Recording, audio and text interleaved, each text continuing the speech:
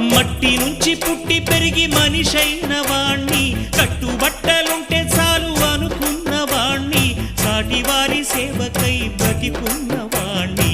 పుట్టినప్పుడు మనము తెచ్చిందేముంది, గిట్టినప్పుడు మనతో వచ్చేదేముంది.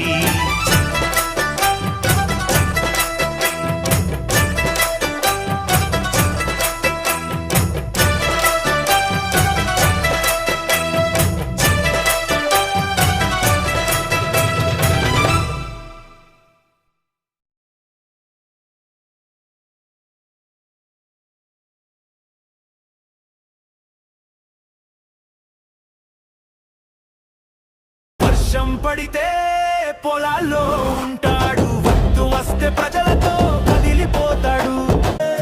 ప్రజల మనసులో నిలిచే పేరు కావ్య కృష్ణారెడ్డి.